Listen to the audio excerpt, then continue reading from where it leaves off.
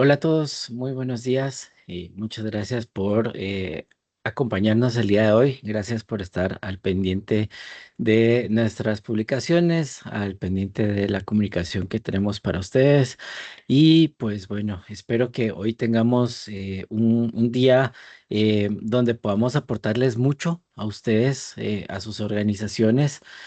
Espero que podamos tener ahí una conversación interesante. Creo que el tema de ransomware es algo que en estos tiempos pues no lo podemos dejar pasar por alto, no podemos dar por sentado nada de lo que pueda estar pasando alrededor de esta problemática que nos acompaña desde hace unos cuantos años ya en nuestras organizaciones. Y pues bueno, no, nada más quisiera confirmar si están funcionando bien los controles.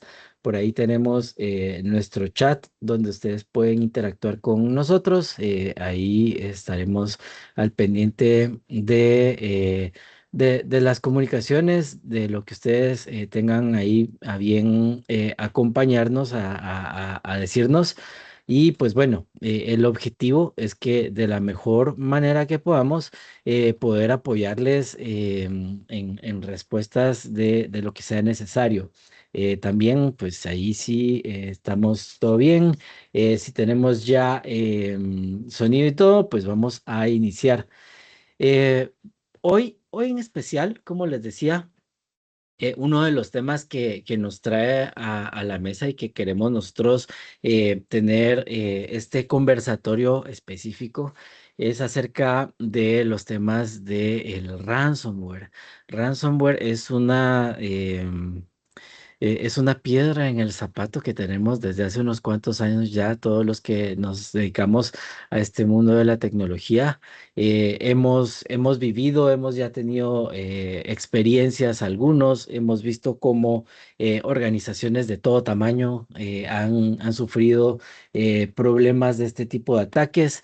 Hemos visto también cómo instituciones estatales en distintos países incluso también han tenido problemas alrededor de este tipo de ataques. Y pues bueno, es una problemática global que básicamente, como nosotros decimos, es algo que ya no podemos dejar que pase el tiempo sin buscar la manera de estar preparados para protegernos contra ello. Es uno de los modos de ataque más complejos, digamos, de detectar.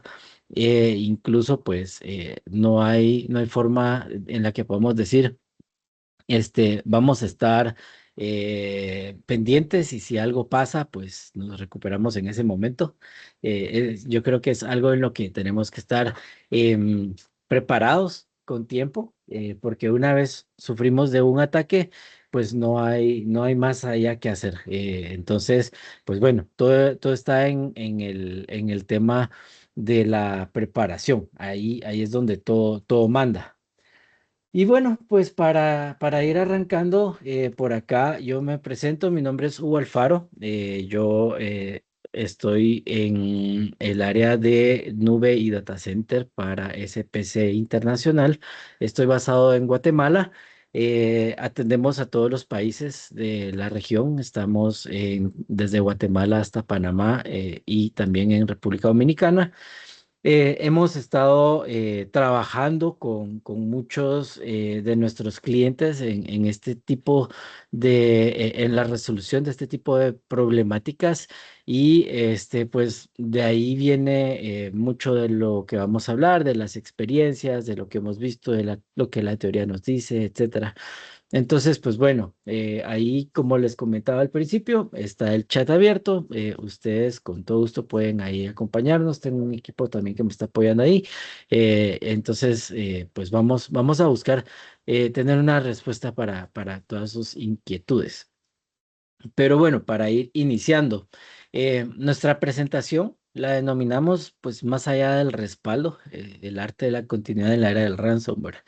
¿Y por qué mezclar estas dos cosas? Si por lo general los respaldos le pertenecen a las personas que se encargan de la infraestructura, las personas que se encargan de los servidores, quienes se encargan del soporte, tradicionalmente es allí donde el tema de los respaldos se mantiene y pues bueno, ahora, dadas las circunstancias y dados este tipo de situaciones que se han dado a través del ransomware, pues ya también los respaldos se convierten en una necesidad de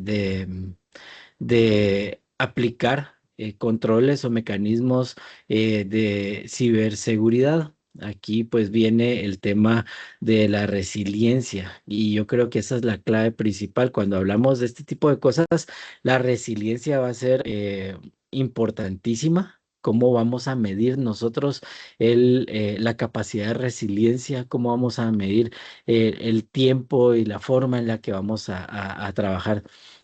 Con este tipo de arquitecturas, este tipo de situaciones. Es muy normal que nosotros veamos el respaldo como una necesidad del negocio, una necesidad de supervivencia, pero realmente hacer un respaldo creo que es lo que queda en el último plano de esta cadena de situaciones. Lo más importante es la recuperación, cómo vamos a recuperarnos. Eh, el problema del negocio es estar siempre disponible, siempre arriba, con las luces encendidas, como se dice.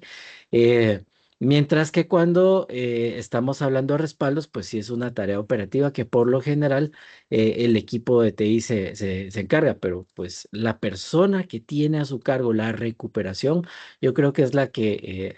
por así decirlo, menos duerme o duerme menos tranquilo porque pues cualquier cosa puede pasar y tiene que estar preparados para muchos escenarios diferentes.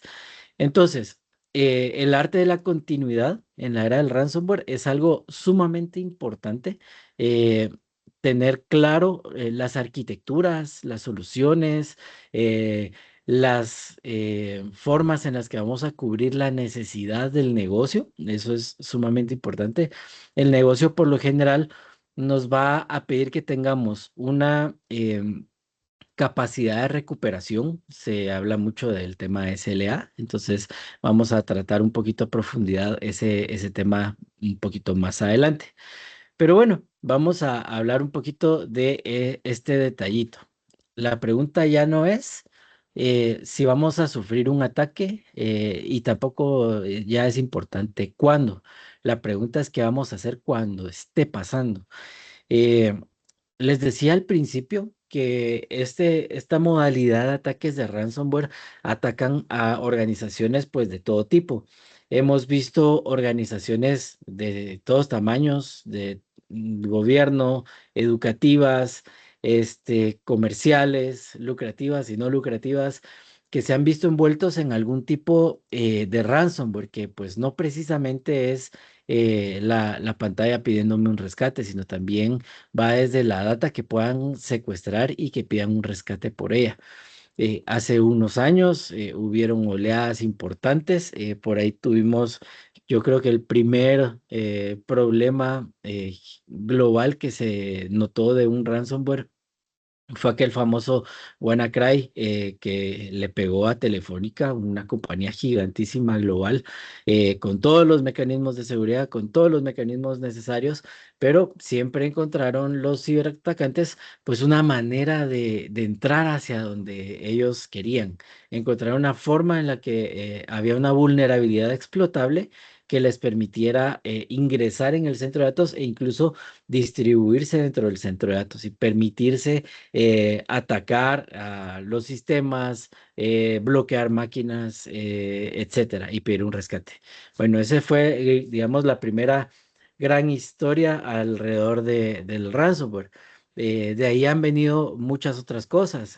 Recordamos hace unos años también, ahora unos 3, 4 años, al gobierno de Costa Rica, a distintas instituciones, las fueron atacando de una manera sistemática, de igual manera para secuestrar información, para poder bloquear la famosa pantalla donde están pidiendo el rescate de los datos y de los servidores.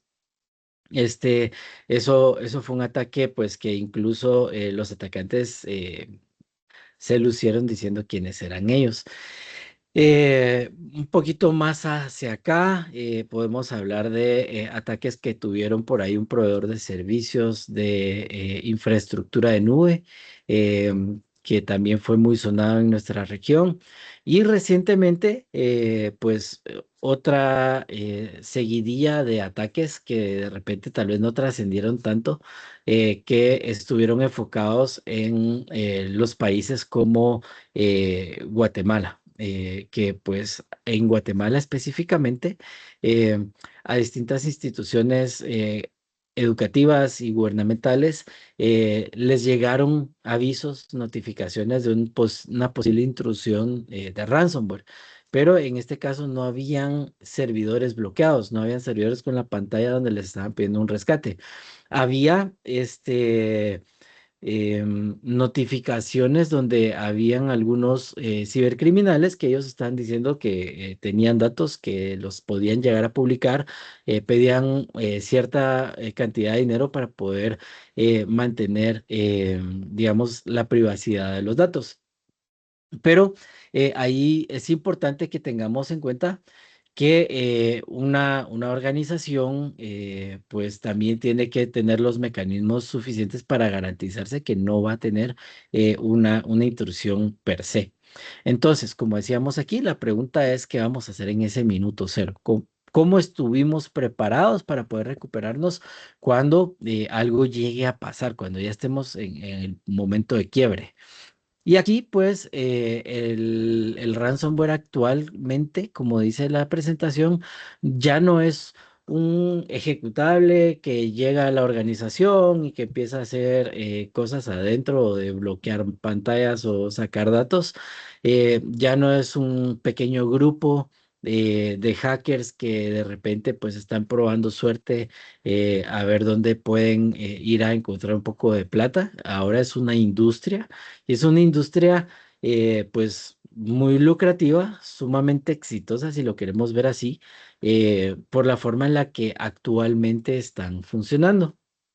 Este, ya tienen mecanismos, digamos, coercitivos que ayuden a garantizar que las organizaciones les van a pagar el rescate por los datos, porque es una forma sistemática diferente y compleja de poder entender cómo la están atacando.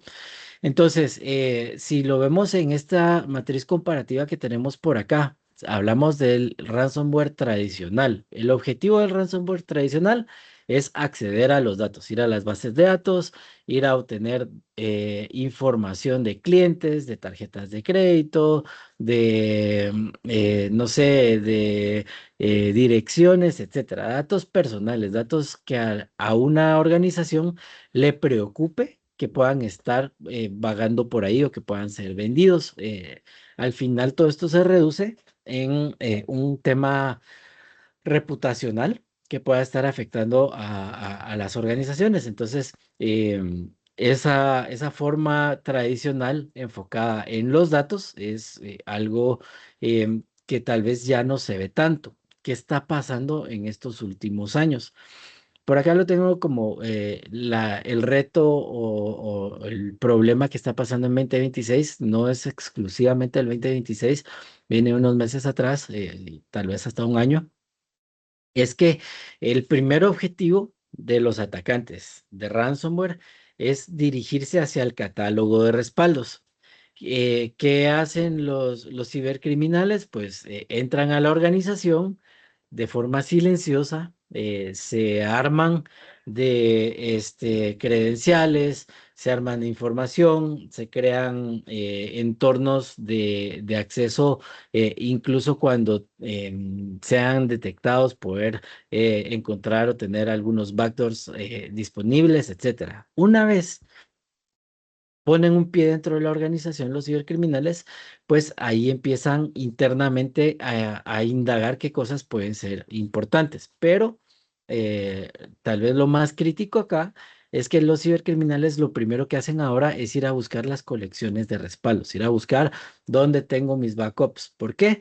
Porque de esta manera se van a garantizar que al pedir un rescate, las víctimas no digan, bueno, no pago el rescate porque tengo cómo recuperarme desde mis respaldos. Entonces, el primer objetivo de ellos va a ser ese, los respaldos. Ahora, lo importante es qué vamos a hacer nosotros para garantizar que nuestros respaldos no van a estar a disposición de los cibercriminales. Hay técnicas, hay arquitecturas. Específicamente, tal vez la más sonada es el tema de los almacenamientos inmutables y yo creo que es la más exitosa, que puedan garantizar que una vez yo capturo mis respaldos, los llevo hacia una bóveda donde solamente yo puedo acceder, donde tengo los backups disponibles para poder accederlos cuando sea necesario y que no puedan ser modificados, que es lo más importante, que el ransomware no pueda cifrar esos discos duros donde están mis respaldos. Como decía, pues ahí hay tecnologías y hay formas en las que las organizaciones se pueden proteger. Ahora, las técnicas que están alrededor del ransomware, pues lo principal en el ransomware tradicional era que habían ejecutables, casi igual que los virus tradicionales que conocemos desde hace mucho tiempo. Un archivo ejecutable que estaba en algún servidor, que si bien es cierto explotaba de repente y no había dejado rastros o sospechas de que había llegado a nuestra organización, al final era una forma fácil de detectar. Tenían una forma de ataque, tenían un mecanismo de ataque y una forma de desplegarse dentro de la organización.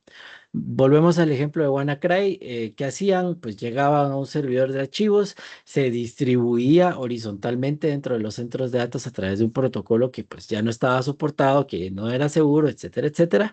Y pues el resto de la historia ya lo conocemos, pero era una forma de ataque que se repitió una y otra vez en en distintas víctimas y pues al final había una forma de poder detectarlo. De ahí nació también el empezar a analizar el comportamiento de la comunicación entre las máquinas virtuales, entre los servidores. Empezaron a implementarse mecanismos de microsegmentación, los XDRs que veían pues que de repente había más comunicación de la normal, etcétera, etcétera. Pero al final, entendiendo el comportamiento, pues había una forma fácil de detectarlo. Ahora, primero se fueron transformando ataques polimórficos, que quiere decir que habían distintas formas en las que estaban atacando al mismo tiempo. De repente se distribuían, de repente suplantan identidades, de repente utilizan credenciales elevadas, etcétera, etcétera. Van haciendo distintas formas, pero lo más importante, como dice acá, es impulsados por la inteligencia artificial. La inteligencia artificial, pues, como dicen por ahí, es como tener un cuchillo de mesa que uno lo puede utilizar para el bien y ponerle mantequilla a un panito, o bien se puede utilizar para hacerle daño a alguien. Así de complejo es el tema de la inteligencia artificial. Y si hay alguien que invierte en tener herramientas, en mejorar la forma en la que van a tener sus mecanismos de ataque, pues son los cibercriminales. Toda la plata que ellos recopilan de los ataques que van haciendo, lo reinvierten. Y por eso es que decimos que actualmente es una industria muy lucrativa. La inteligencia artificial va muy rápido y los cibercriminales pues tienen acceso a ella igual como lo tenemos nosotros, pero ellos lo utilizan de la forma peligrosa para nosotros. Entonces, ellos analizan si están siendo perseguidos, ellos tienen la forma de detectar internamente dentro de las organizaciones de qué forma los van a estar intentando detectar y hacen o fingen comportamientos, buscan la manera de no generar alertas utilizando pues algoritmos muy rápidos y muy eficientes de inteligencia artificial para evadir cualquier tipo de detección. Entonces, detectarlos en una organización en este momento es muy, muy complejo. Tenemos a disposición un montón de herramientas de inteligencia artificial que nuestra organización puede llegar a, a- a conseguir, podemos llegar a implementarlas, pero estas tienen una inversión importante que se debe realizar. Y todos sabemos que el tema de inversión en TI, principalmente en soluciones de ciberseguridad, le interesan a las organizaciones, pero todo el tiempo es complejo llegar a decirle a la organización que necesitamos implementarlas. Como yo siempre he dicho, las soluciones de ciberseguridad son un intangible, que son costosos y que solamente podemos garantizar que está bien y que lo estamos utilizando de forma adecuada, pues cuando no está pasando nada. Entonces, es bien difícil llevar esa conversación y lo tenemos muy claro. Entonces, si tenemos cibercriminales utilizando técnicas modernas para atacarnos, están utilizando protocolos, están utilizando algoritmos, están utilizando software específico para generar sus ataques complejos. Las organizaciones no están implementando ese ritmo. Tenemos herramientas tradicionales muchas veces para defendernos de ataques sofisticados. Eso es una realidad en muchas de las organizaciones, eso es bastante complejo de manejar. Uno como TI lleva esa conversación hacia el board, lo lleva hacia la directiva, uno explica, expone, etcétera, pero otra vez es difícil invertir para una organización que su objetivo no es la tecnología en tecnología cuando esta es realmente intangible e indetectable. Eso lo entendemos. Entonces, el punto aquí es, la técnica es compleja de detectar, así es que es muy probable, es muy, bueno, toco madera, pero es muy difícil decir que no hay organizaciones que estén en riesgo en este momento. Creo que todos estamos viviendo ese mismo riesgo. La finalidad del ransomware tradicionalmente, pues es el cifrado simple de discos duros. ¿Qué hacían? Bueno, pues eh, llegaban a un servidor, cifraban el disco duro, le ponían una contraseña de desencriptado para descifrar la información. Y para obtener esta contraseña, pues teníamos que pagar el rescate, básicamente. Ahora, el tema en el 2026 es la extorsión múltiple. Primero, la exfiltración de datos sensibles. Segundo, el daño reputacional de una organización. Y tercero, pues el cifrado de discos. Es como que la última parte. Vamos a ponerlo por partes. Vamos a ir por pedacitos con esta situación. La exfiltración de datos sensibles. Yo les decía que recientemente, pues, muchas instituciones en Guatemala, de todo tipo, grandes y pequeñas, pues sufrieron amenazas de este tipo de exfiltración de datos. ¿Qué pasó? Salieron grupos de cibercriminales diciendo tenemos datos de sus usuarios, de sus clientes, tenemos datos sensibles y necesitamos que nos den un rescate por esos datos o vendemos las bases de datos en el mercado negro, en el dark web. Entonces, ¿qué pasa ahí? La primera reacción de cualquier organización es, bueno, el daño reputacional. ¿Qué van a pensar mis clientes si se enteran que datos sensibles de ellos están siendo promocionados en el mercado negro? Que los datos de ellos están siendo utilizados como una medida de extorsión para poder obtener dinero. Si yo soy una compañía industrial y de repente pues sale a luz que los datos de mis clientes están por ahí en el mercado y es un problema para todos que llegue a pasar algo así. En ese momento, cualquier organización dice, pues vamos a cuidarnos, vamos a guardar la reputación y vamos a pagar el rescate de los datos. Si no tenemos un mecanismo para poder protegernos, para poder garantizar que no es necesario pagar la extorsión, pues va a tocar hacerlo.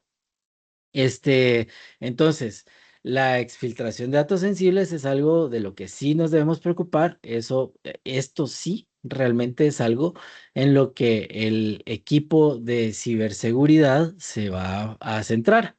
El daño reputacional es algo que a la organización en general le va a interesar y el negocio se va a encargar de ese detalle. Y el último, que es el cifrado, es el que sí nos sigue preocupando a nosotros. ¿Qué pasa si primero viene el atacante y dice, tengo datos de ustedes y si no me pagan la extorsión, los voy a publicar, los voy a vender, los voy a exponer, etcétera? Este, y no tenemos cómo recuperar los datos y toca pagar la extorsión o no pagarla. Entonces, em, si no la pagamos, los cibercriminales pues van a ir a exponer la información. Si la pagamos, pues tal vez no se va a hablar más del tema en el mundo, pero si nosotros tenemos la garantía que los datos no pueden ser cifrados, podemos contraatacar de forma diferente y decir, bueno, pues a nosotros no nos robaron datos, tenemos la información segura, no nos bloquearon servidores y si los bloquean, pues nosotros tenemos cómo recuperar la información y los datos pues están protegidos. Si se dan cuenta, es un mecanismo completo que se tiene que llevar para poder proteger la información, para poder proteger la organización de un ataque de este tipo.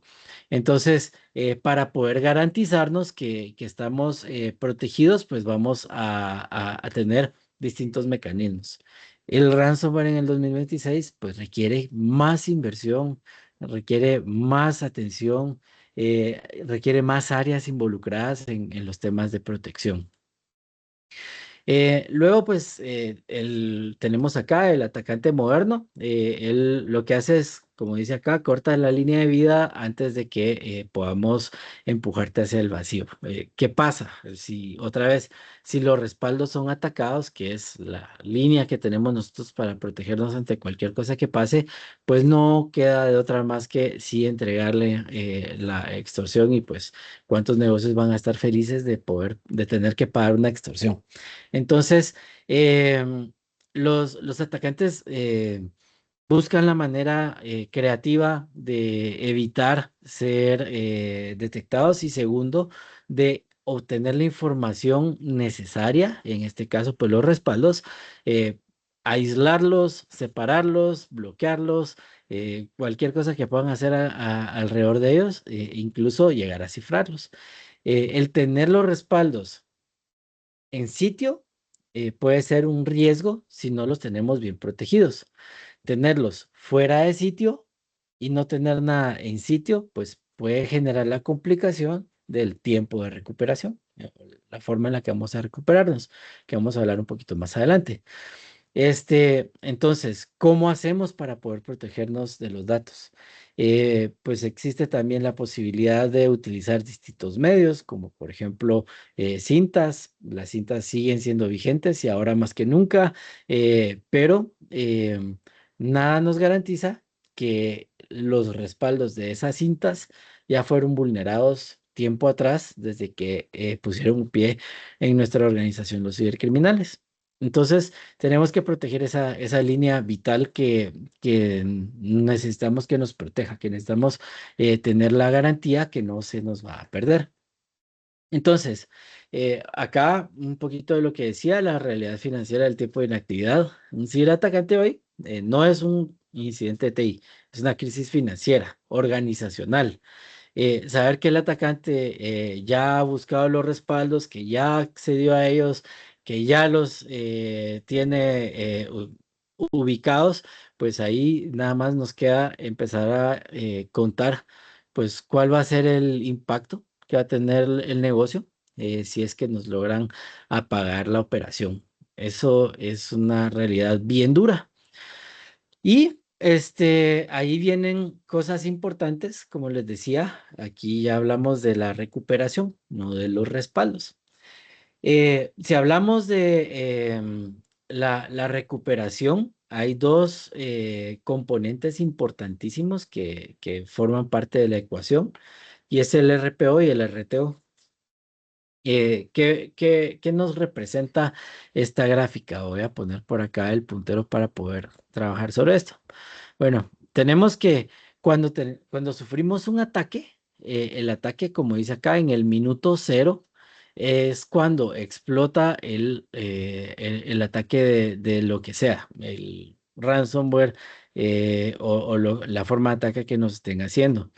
Ahora, hay dos puntos importantes que tenemos que visualizar justamente en ese momento. El primero, el objetivo de nuestro punto de recuperación es cuánto tiempo atrás tenemos que llegar a recuperarnos.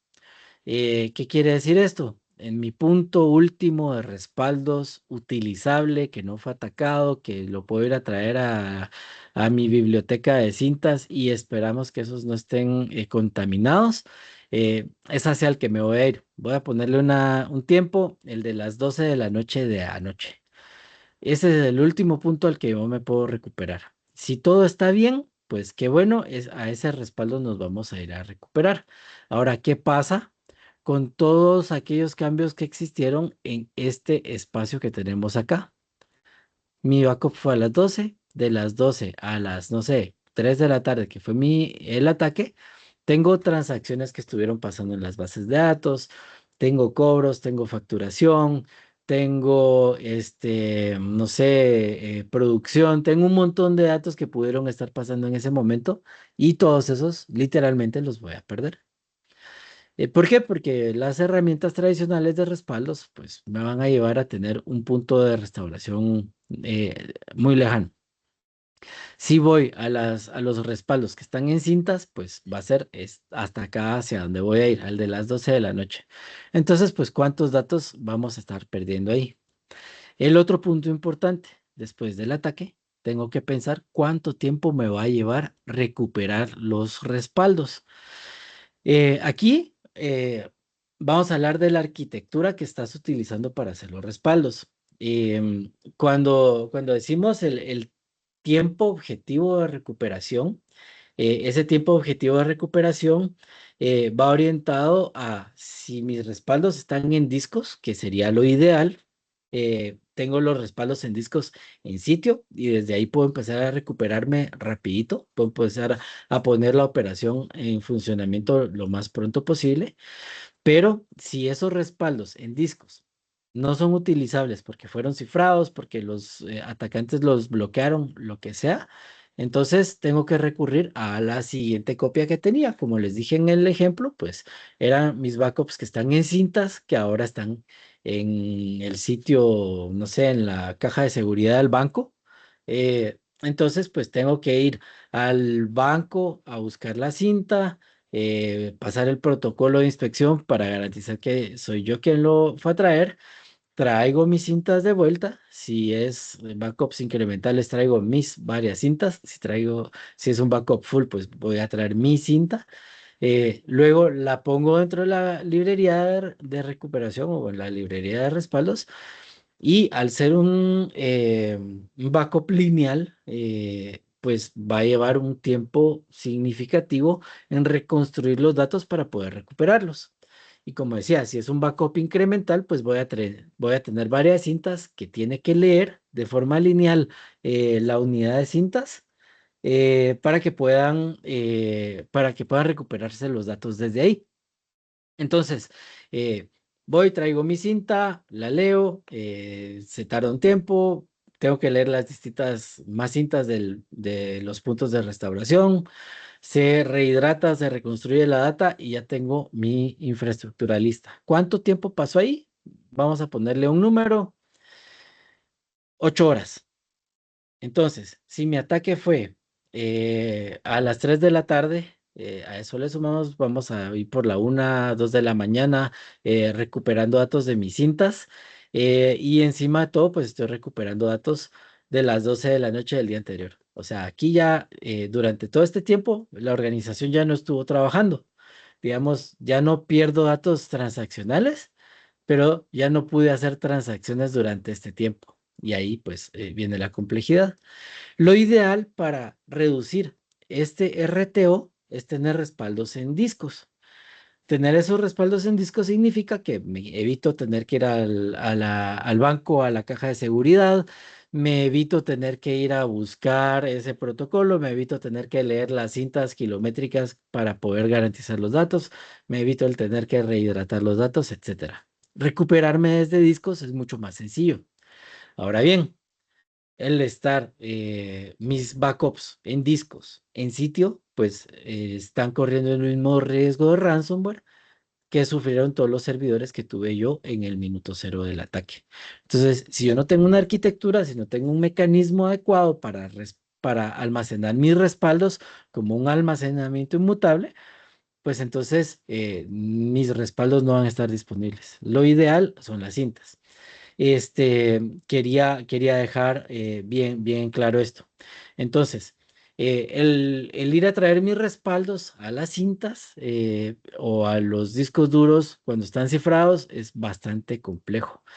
Tenemos que tener una arquitectura que haga que la suma de estos dos permita que cumplamos con el SLA que nos pide el negocio. El negocio nos va a pedir, lo que necesito es que todo esté resguardado. Y si algo pasa, que estemos en 2 horas, 3 horas disponibles. Eso va a decir el SLA. Y así de crudo y así de difícil va a ser. Con los escenarios no protegidos de los que les hablaba, va a ser difícil cumplir un tiempo como esos.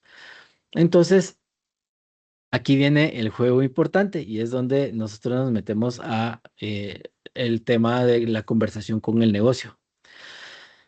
El tener un mecanismo o varios mecanismos de resiliencia, pues también hacen que la inversión sea un poco más elevada. Aquí es donde debemos ser creativos, porque si mi inversión en mecanismos de recuperación es baja, pues mi tiempo de restauración, mi RTO, mi RPO van a ser bajos y el tiempo de inactividad de la organización se va a elevar cuando yo invierto menos. Esta gráfica pues hace notar que es inversamente, no, directamente proporcional el tiempo y el punto de restauración contra la inversión que hace la compañía. Entonces, eh, para que ese impacto sea cercano a cero, pues hay que poner bastante plata en las soluciones de recuperación. Y sí, es una realidad que debemos hablar con el negocio. Hay formas, mecanismos que nosotros podemos hacer que no sean tan complejos y todo va de hacer primero una arquitectura adecuada, una planificación adecuada y entender cuáles pueden ser las posibilidades que como organización tenemos para poder implementar. Hay muchas formas, desde los servicios a service hasta los esquemas de leasing o los esquemas de compra de infraestructura o construcción. Hay muchas formas de hacerlo. El asunto es en cuál de todas queremos nosotros estar, cómo vamos a modernizar nuestro centro de datos. Em, Cómo nosotros diseñamos esas arquitecturas asumiendo que ya estamos comprometidos. ¿Por qué? Yo lo conversaba el día de ayer con un cliente y le decía, al momento de saber que fuimos atacados, ya no sirve de mucho decir hubiéramos hecho o hubiéramos comprado o hubiéramos implementado. Ahí ya no se puede hacer mayor cosa. Entonces, una vez sufrimos el ataque, ya solamente queda esperar que los planes o las cosas que hicimos funcionen de manera adecuada. Es difícil una vez fuimos vulnerados que se pueda hacer algo. Ahora bien, la planificación es lo importante. La planificación nos permite, uno, hacer compras inteligentes. Dos, estar preparados para cualquier escenario que pueda surgir.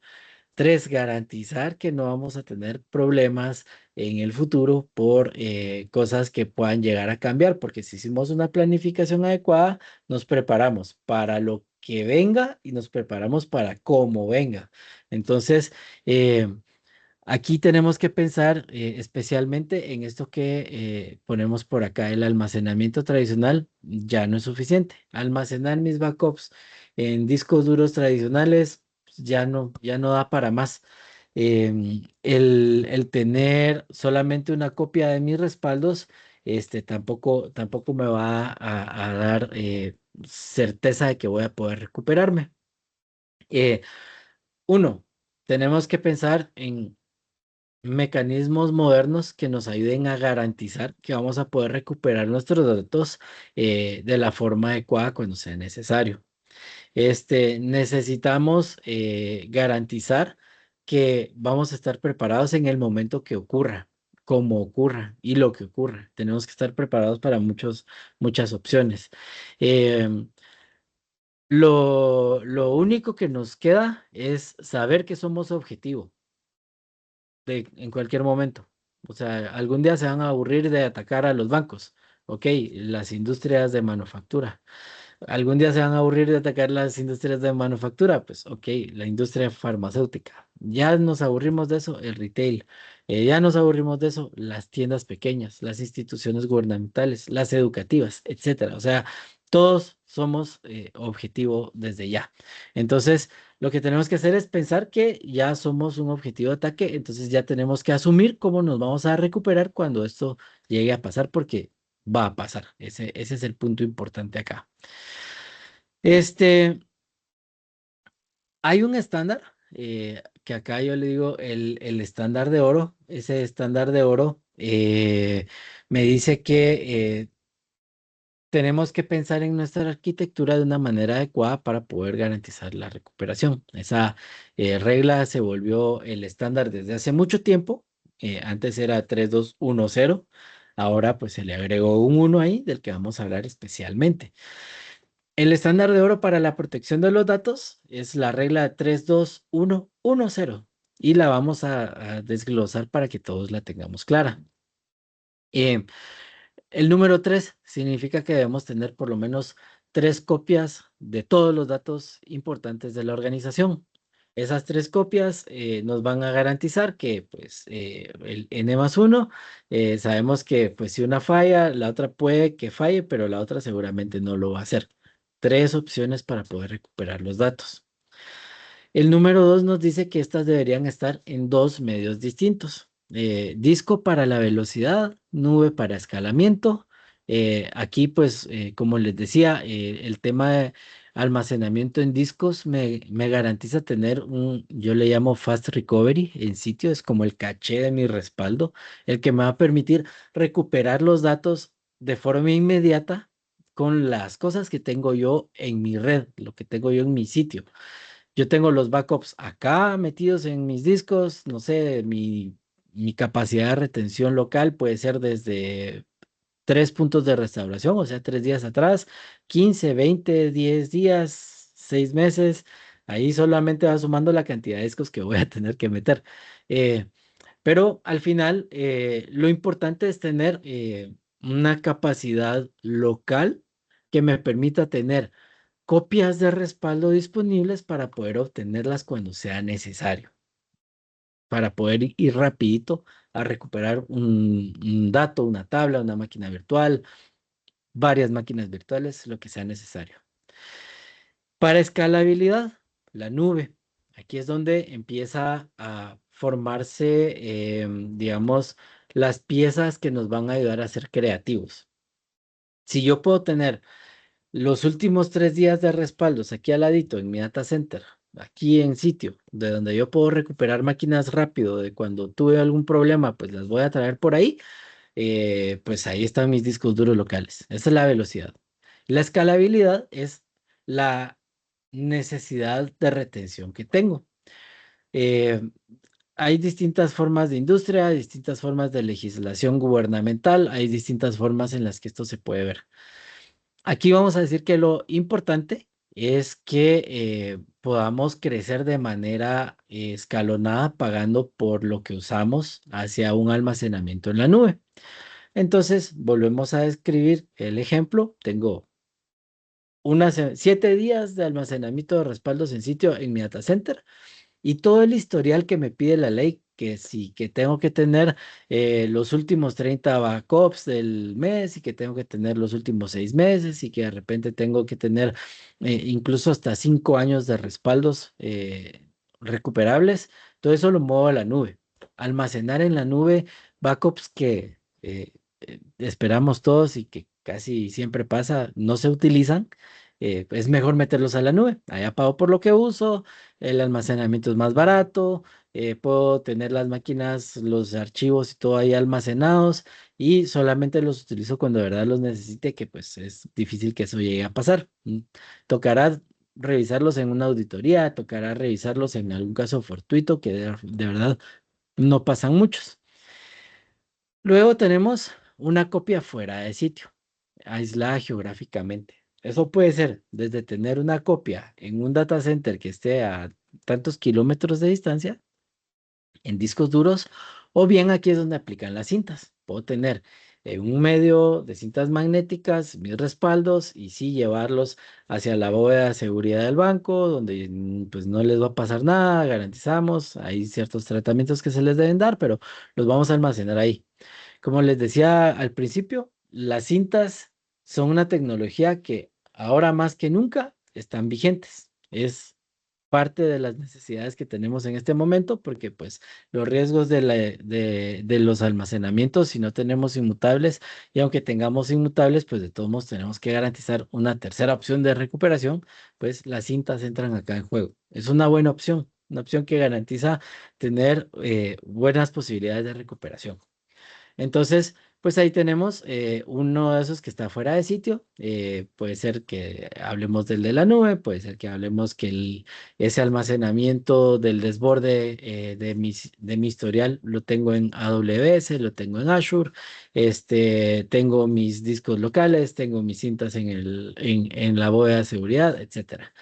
Pero si hablamos del almacenamiento de largo término, eh, que donde funciona muy bien tener la inmutabilidad, tener una copia ahí sellada de mis backups full de la última semana, los de ayer, los de hoy mismo, etcétera, o incluso solamente el historial, pues llevarlo a la nube y tenerlo ahí en un almacenamiento inmutable. Ahora, hablemos de inmutable.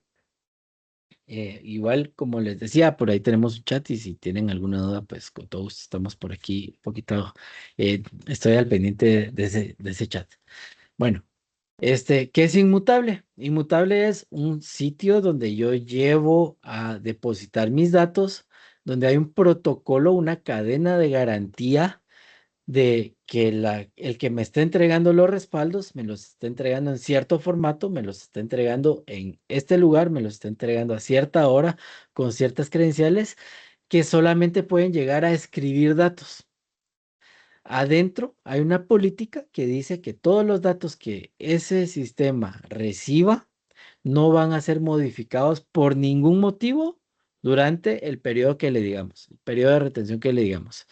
Entonces, por ejemplo, yo soy el servidor de backups, yo capturo los respaldos, llevo mis credenciales, llevo el protocolo necesario, lo entrego hacia mi almacenamiento inmutable, eh, revisamos que tengo los permisos y las garantías, deposito el respaldo ahí, salgo y ya no voy a volver a entrar y ya no tengo yo por qué ir a modificarlo en ningún momento. La política dice que una vez eso entró, se cerró y no se va a poder escribir. Sí lo voy a poder leer, voy a poder ir a consultar, voy a poder ir a abrir la ventanita a ver si está ahí todavía.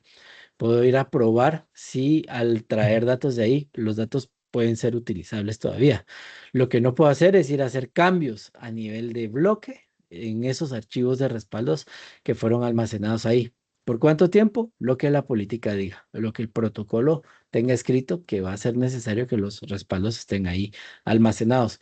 Entonces, el almacenamiento inmutable me permite garantizar que una vez bueno, que se escribe de forma adecuada y que no se modifican los datos a menos que haya una instrucción explícita de que eso deba pasar. Y esa política pues tiene ciertos blindajes de seguridad. Entonces, con eso garantizamos que los respaldos no van a ser cifrados. ¿Qué hacen los atacantes de ransomware? Llegan hacia donde está mi biblioteca de respaldos, agarran esos discos y los cifran. Si hay una política que dice que esos datos a nivel de bloque no pueden ser tocados, a nivel de metadatos no pueden ser tocados, a nivel de nada pueden ser modificados, entonces por mucho que el ransomware intente hacer un cifrado de esos discos, no lo va a lograr. Ya hay un esquema de políticas que lo van a impedir.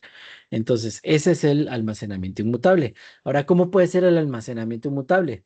Puede ser la caja de discos que tengo yo en sitio, puede ser la caja de discos más un volumen de almacenamiento en la nube. La nube tiene volúmenes de almacenamiento inmutables. El software con el que yo hago mis respaldos puede crear políticas de inmutabilidad en ciertos tipos de almacenamientos. O sea, hay varios mecanismos, ya es una forma muy normal en la que se tratan los respaldos en este momento. Entonces, pues bueno, tengo mis capas. La capa de inmutabilidad son todos aquellos datos que ya nadie puede tocar. Y llegamos por fin al cero, donde el poder recuperarnos después de haber pasado por todas estas cosas va a ser muy probable que tengamos cero errores. Em, ¿Qué otras cosas pueden garantizar estos cero errores? Pues que tengamos una prueba eventual de recuperación de datos. Todos hemos vivido la auditoría, todos hemos tenido la necesidad de presentarle a un auditor que sí, sí estoy haciendo respaldos, sí, sí hago respaldos todos los días, sí, sí hago respaldos en cintas y también los hago en discos.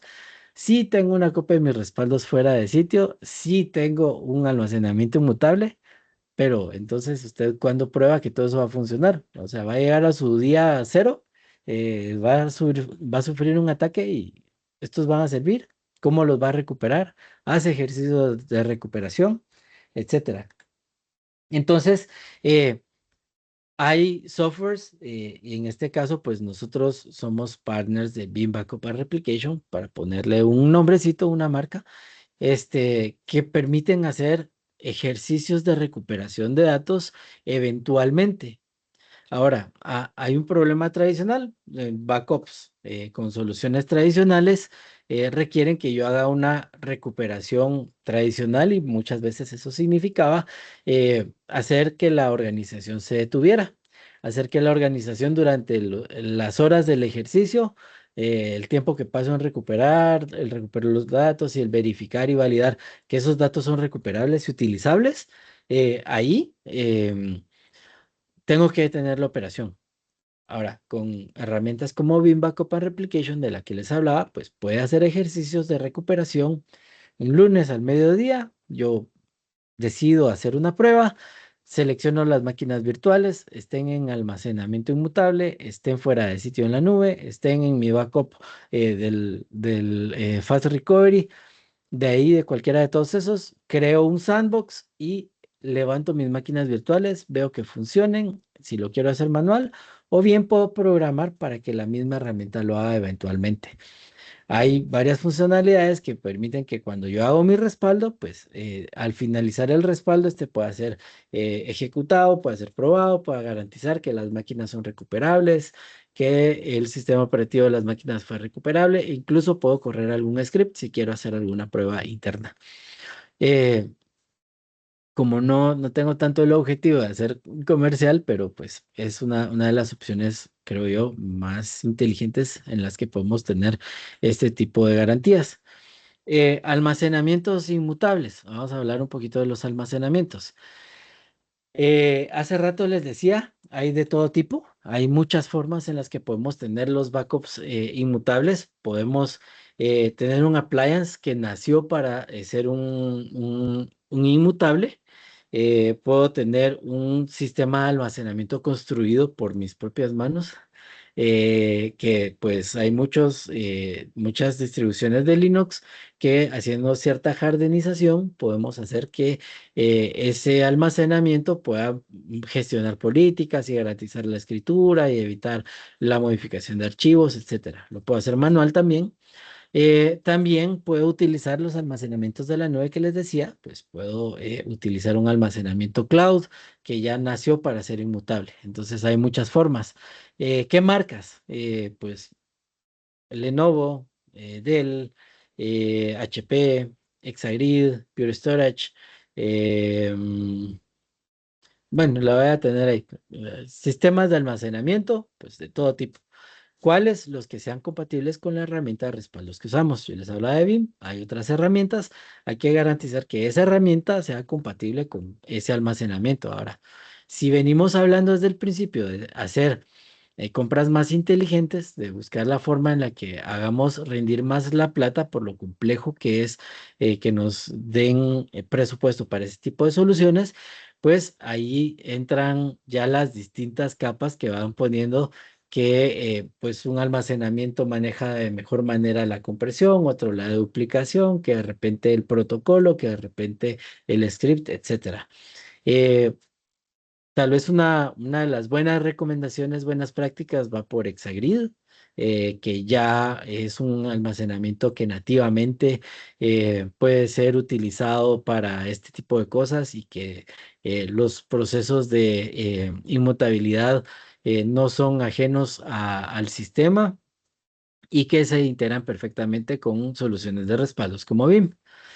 Podemos hablar de un HP StoreOnce, que es otro tipo de almacenamiento que nació para hacer un almacenamiento integrable a este tipo de soluciones para cubrir estas necesidades, que puede ser inmutable, que puede ser utilizado para poder expandir el almacenamiento a otro sitio, hacia la nube, puede expandirse localmente, puede empezar con pocos discos, puede crecer al ritmo que la compañía lo necesite, etcétera. Entonces, para ponerles un poquito de nombres a las cosas, pues vamos a decir, los medios de almacenamiento local, ya dije algunas marcas, los medios de almacenamiento de nube, pues ya dijimos algunos proveedores, la forma de tener las cintas fuera de sitio, pues ya lo dijimos por ahí, y los almacenamientos inmutables que pueden igual ser construidos por nosotros mismos o comprar uno que pues ya nació para eso.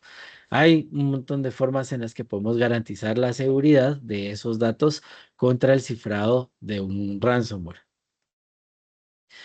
Esa bóveda inexpugnable o inmutable de la que hablamos, pues puede ser compuesta por distintas soluciones. La, la mejor opción es que tengamos una distribución de la responsabilidad en distintos objetivos, en distintos objetos.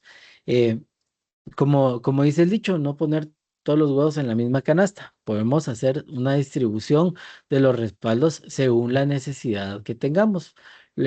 Pues respaldos que tengamos en sitio, locales, que puedan ser, como les decía, recuperados fácilmente, que puedan ser accedidos en cualquier momento, que puedan ser nuestro salvavidas al borde de la balsa. Ese almacenamiento que tenemos ahí para poder recuperar muy fácilmente. Luego pues tenemos la integración con la nube, que esos backups que podamos llevar hacia la nube, pues que puedan mantener las capacidades de inmutabilidad, que puedan mantener el pago por uso, que puedan tener la capacidad de crecimiento elástica, que puedan tener la capacidad de monitoreo e incluso que yo pueda utilizar esos mismos respaldos para levantar mis máquinas virtuales o recuperar los datos en la nube sin tener que descargarlos hacia mi sitio principal. El poder tener los respaldos en un sistema que me permita recuperar en cualquier lugar, eso también es sumamente importante, porque pues si tenemos un ataque, no sabemos cuáles van a ser las necesidades que tengamos de recuperar, entonces tenemos que tener una solución que me permita recuperar en cualquier lugar. Esas arquitecturas híbridas lo que hacen es que dan la posibilidad de alcanzar los objetivos de almacenamiento, de recuperación, de forma inteligente, de forma sencilla, de forma económica, etcétera. Podemos hacer muchas formas creativas de esa arquitectura. La idea es que pues podamos garantizar que los datos sean recuperables y que no sea un dolor para la organización. Como dice acá, almacenar los datos pues no es lo mismo que salvar el negocio. Yo les decía hace un rato, el problema no es hacer backups. el problema no es hacer los respaldos, el problema es recuperarlos, cómo y cuándo lo necesitamos. Ese es el verdadero enfoque que debemos tener. Un backup tradicional, pues recupera los archivos, pues básicamente a la infraestructura. Eso es lo que ha funcionado en los últimos, no sé, ¿qué será? 40, 50 años. Ya perdí la cuenta de, de cuando los sistemas empezaron a hacer respaldos. No, pero digamos que es la forma tradicional. Lo que ahora pueda ayudarnos a tener una garantía de recuperación es incluso pensando en un Disaster Recovery Site. Tenemos varias alternativas ahí. Uno, eh, tener un sitio de recuperación ante desastres muchas veces suena a mucha plata. Tener un sitio de recuperación ante desastres igual a mi sitio de producción significa tener una plata invertida en un servicio que tal vez no está produciendo. Y si no somos una compañía que se dedica a la tecnología, pues ¿para qué me va a servir tener dos data centers cuando realmente solo utilizo uno para mi negocio, el que me está produciendo plata? Entonces, eh, lo más tradicional es tener un esquema de nube híbrido que me permita llevar cargas de trabajo de un lugar a otro. Cuando hablamos de la resiliencia, pues tenemos que pensar en no solamente los respaldos, sino también pueden existir algunas otras formas en las que yo pueda tener esos sitios. Por ahí el término viejito es, ay, se me escapa, el activo y activo pasivo. Ese es básicamente el enfoque tradicional. Mi activo pasivo, pues tengo un data center en otro lado, pues ahí voy a recuperar la información cuando sea necesaria. El activo, pues tengo algunos servidores que funcionan allá, otros que funcionan aquí, y pues se balancea la carga y pues así no sentimos que estamos desperdiciando la plata. Pero bueno, hay que tener una arquitectura que nos permita recuperarnos incluso en otros sitios. Eh, el RTO, el tiempo de recuperación, moverlo ya no a días como se hacía antes, pues puedo recuperarme a 8 días, un día, 3 días, etcétera, sino moverlo a minutos o segundos. Aquí hay que entender qué sistemas son los que estoy respaldando y cómo los estoy respaldando. Para poder reducir los RTOs, pues si mi tiempo de recuperación era solamente, perdón, si mi capacidad de recuperación era únicamente cintas, pues esto va a ser difícil que lo llevemos a minutos o segundos. Esto va a ser un día. Si tenemos respaldos en disco, los movemos a minutos. En minutos yo puedo tener mis máquinas ya funcionando, dependiendo de la cantidad de máquinas, dependiendo de la criticidad, de las dependencias, etcétera. Pero podemos recuperar nuestro sitio de producción en cuestión de minutos. Se acelera mucho cuando tenemos los backups en discos. El siguiente, pues, el resultado. Los sistemas estando tirados, pues esperan ser reconstruidos manualmente, que tenga que levantar las máquinas, que tenga que reasignar los segmentos de red, que tenga que remapear los discos duros. Por ahí tengo un caso, un ejemplo de un cliente que tenía sus respaldos en cintas. Una vez recuperaban la cinta, traían las máquinas virtuales y traían los discos duros y después había que hacer un mapeo, una reconstrucción de esas máquinas virtuales con su disco duro y después hacer la prueba que todo volviera a funcionar de forma adecuada. Era un proceso de respaldos, pero un proceso de recuperación que andaba por los 72 horas y con una solución más tradicional, una solución más moderna, eso se pudo reducir a minutos. Entonces, con eso garantizamos la continuidad operativa, que sea inmediata, que sea fácil, que sea invisible para el cliente, incluso dependiendo del tipo de contingencia de la que estemos hablando. Si es una falla en una máquina virtual o si es un ataque complejo de ransomware, pues podemos recuperar de manera sencilla en distintas formas, en distintos sitios, los datos.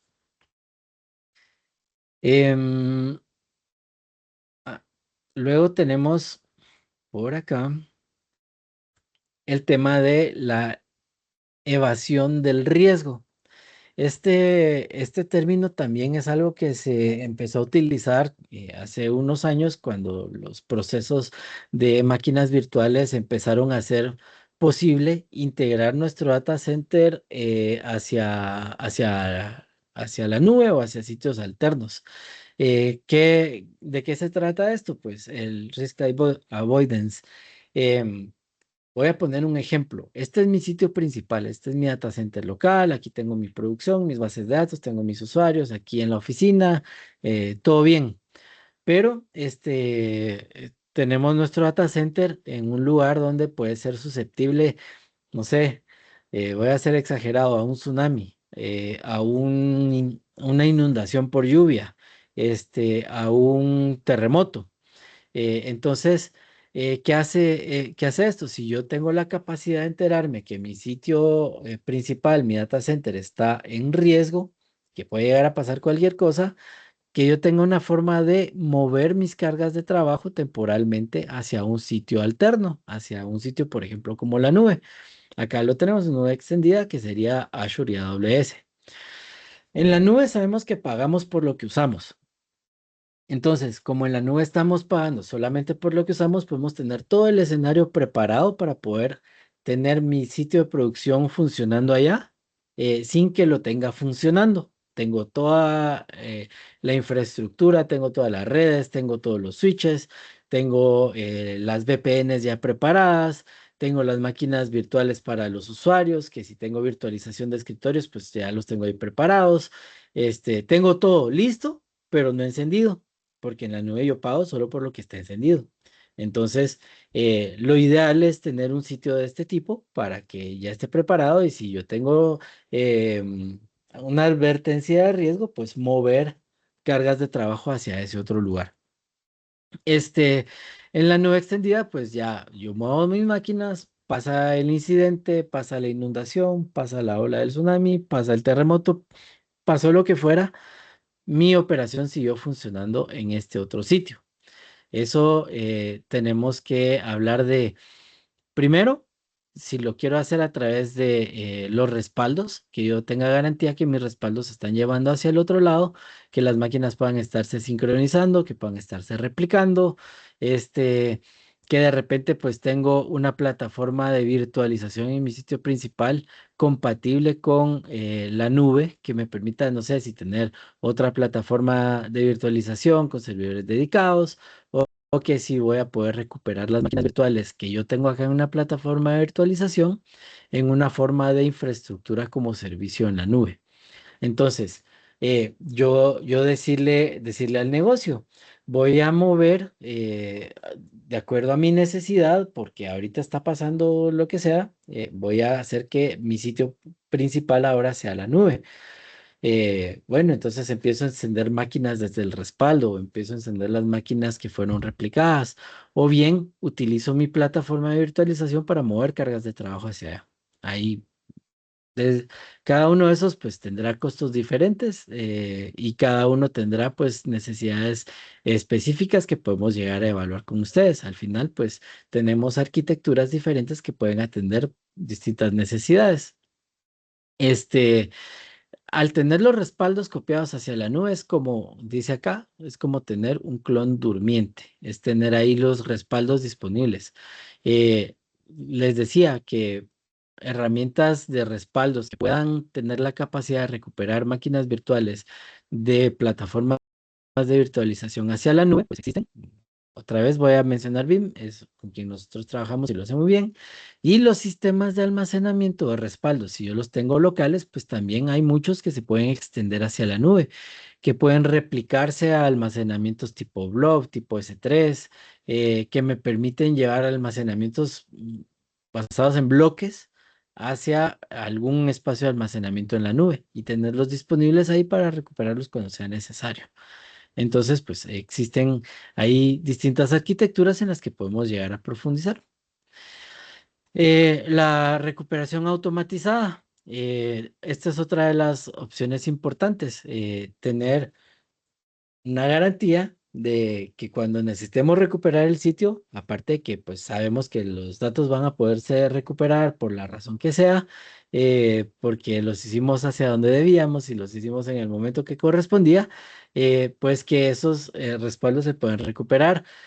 Una de las cosas que utilizo yo como ejemplo es, digamos que el responsable de los respaldos es el responsable de la recuperación.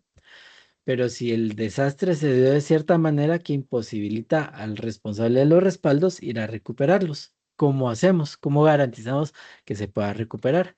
Entonces, hay sistemas como, aquí sí le puse la marca porque pues yo creo que es el adecuado, BIM Recovery Orchestrator, que me permite crear un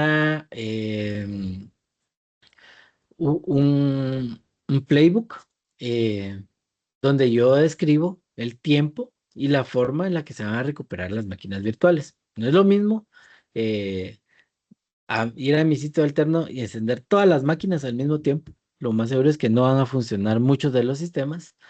O que yo le diga al sistema, bueno, primero recupéreme el controlador de dominio, espere 2 minutos, luego recupere el servidor de correos, espere otros tantos minutos y después los de bases de datos y después vienen los de aplicaciones y después vienen los sistemas periféricos, etcétera.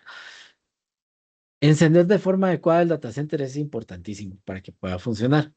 Puede ser que recuperemos en minutos, pero si no lo hacemos de la forma adecuada, pues nos va a pegar duro. Ahora, para el tiempo de recuperación también es importante garantizar que ese playbook que tenemos construido esté funcional cuando de verdad lo necesitamos.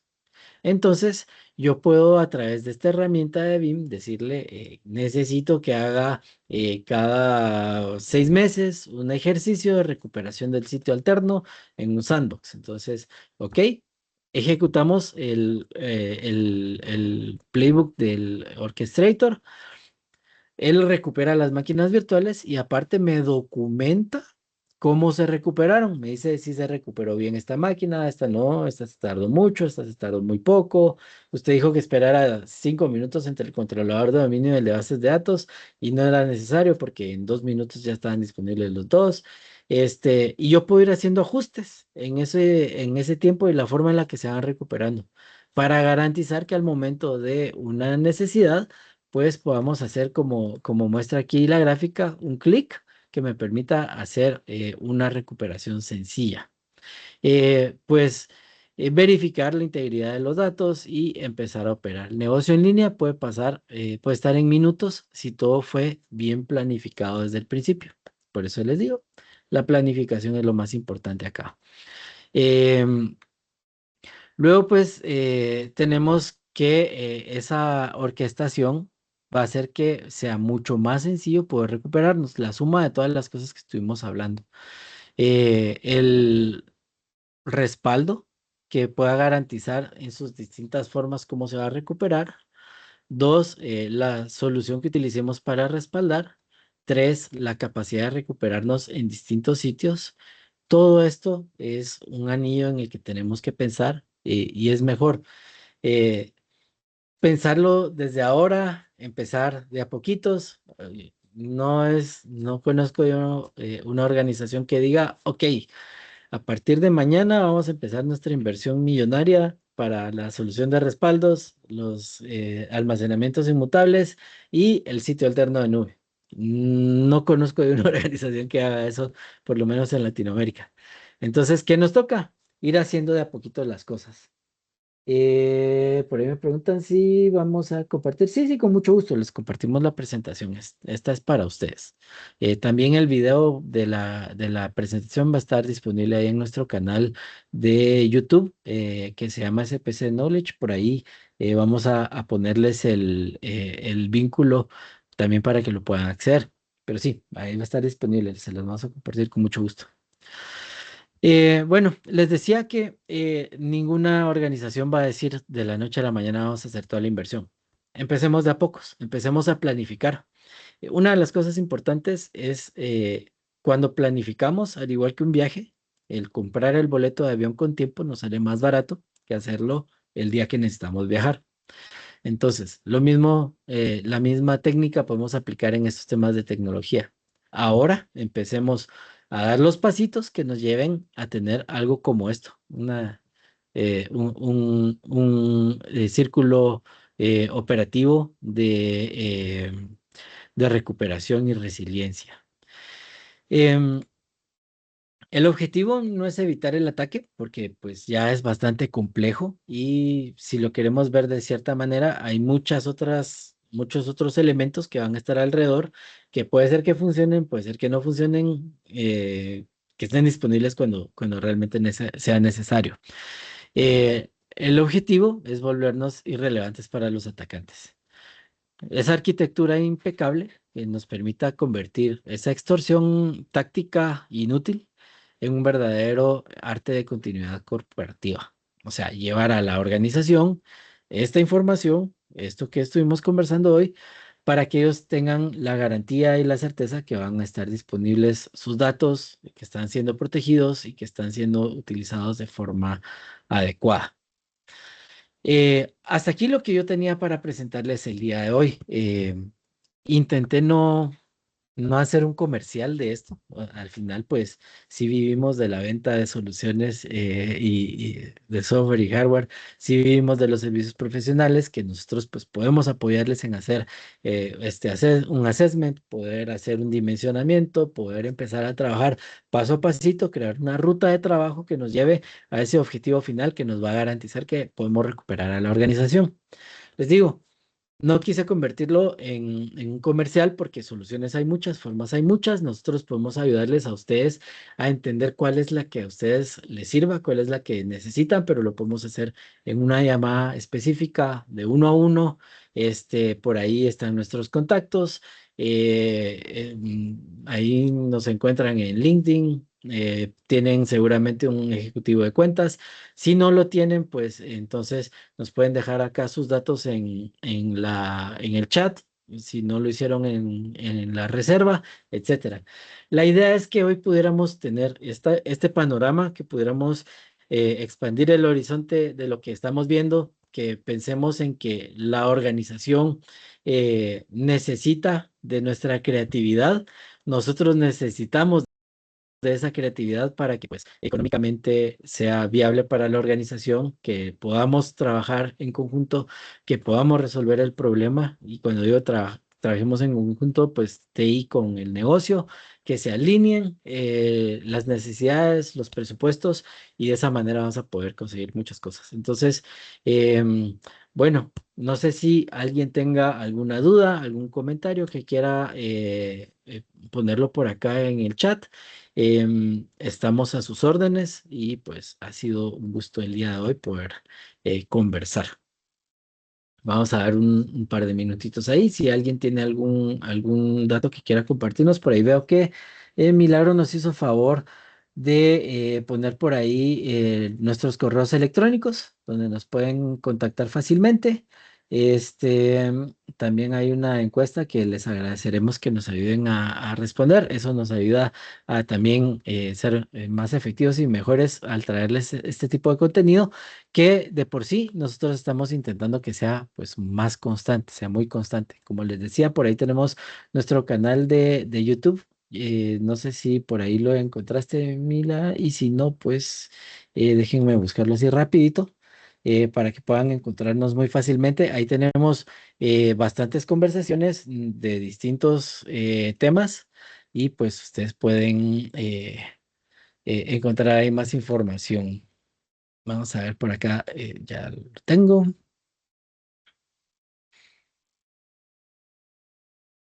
Ahora estoy copiándolo. Así ustedes pueden ir a encontrarnos ahí y, como les digo, van a encontrar información muy relevante e importante para distintos temas. Vamos a ver, por aquí tenemos un comentario. Dice Brian Bobadilla. Tenemos mucho que comenzar a gestionar ante un inminente caso de compromiso de la información. Me gustaría comprender si los sandbox de los que yo hablaba hacen simulacros. ¿Se puede pedir un POC? Claro que sí. Todas las anteriores son positivas. Sí, bueno, yo puedo. programar, por ejemplo, voy a irme a BIM. Yo puedo hacer una tarea de respaldos y decirle que esa tarea de respaldos sea, se han probado los respaldos después de que se ejecutaron. Lo voy a poner en ejemplo de la cadena. Hago el respaldo de esta máquina virtual, lo almaceno en el repositorio de respaldos, creo un sandbox, ese sandbox enciende la máquina virtual, verifica que la máquina pueda ser recuperada, verifica que el sistema operativo sea accesible, verifica si es necesario correr un script y verificar que hay una DLL que sí está funcionando, que esté la DLL disponible. Una vez se garantiza eso, el sandbox se borra y el mismo sistema me envía un correo electrónico diciéndome su backup se realizó de forma adecuada, de forma correcta a tal hora, se hizo una prueba del funcionamiento y la prueba fue satisfactoria. Y eso multiplicado por las máquinas virtuales que yo tenga en ese trabajo de respaldos. Entonces, sí se pueden hacer pruebas constantes, sí se pueden ejecutar pruebas cada vez que veo respaldos. También puedo programarlas con pues, la periodicidad necesaria y sí podemos hacer una prueba de concepto de estas funcionalidades. Podemos hacer una instalación de una solución para unas cuantas máquinas, podemos hacer ejercicios de respaldo, podemos hacer los ejercicios de sandbox para la recuperación y que ustedes conozcan la herramienta. Con todo gusto lo podemos hacer. Así es que vamos a ver, ahí Brian, te vamos a estar contactando con seguridad y te vamos a poder ayudar en hacer este tema de tu prueba de concepto. Con mucho gusto. Igual, no solo para Byron, perdón, para Brian, no solo para Brian, sino va a ser para todos los que gusten hacer este tipo de pruebas. No sé si alguien más tenga por ahí algún comentario, alguna otra duda, si no, pues con todo gusto, pues ya estamos casi sobre el tiempo y nada más me queda volver a agradecerles el tiempo, la paciencia y que recuerden que pues aquí tienen ustedes en SPC a un socio de negocios que pues está preocupándose constantemente porque ustedes tengan las mejores soluciones. Vamos a ver, por ahí nos está escribiendo Paul.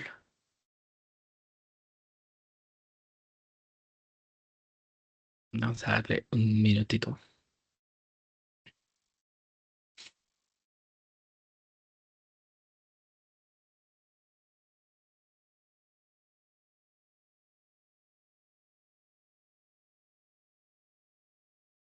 Ah, ok.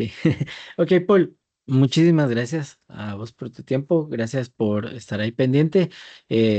Están nuestros contactos y con todo gusto, nosotros podemos ir a conversar con ustedes en algún caso muy específico que tengan. Nos gusta mucho ser muy consultivos por acá también. Me acompaña mi compañero Walter Navarrete, él y yo. Dirigimos esta unidad de negocios de Cloud y Data Center. Hemos pasado unas cuantas lunas en el tema de tecnología, y pues con todo gusto, a cualquiera de los dos nos van a ver ahí, o a veces a los dos, en cualquier prueba de conceptos que ustedes quieran hacer ahí. Gracias, gracias, Walter. No le avisé y lo íbamos a estar mencionando, pero saben que contamos con él. Muchas gracias, Walter. Sí, ahí estamos a las órdenes.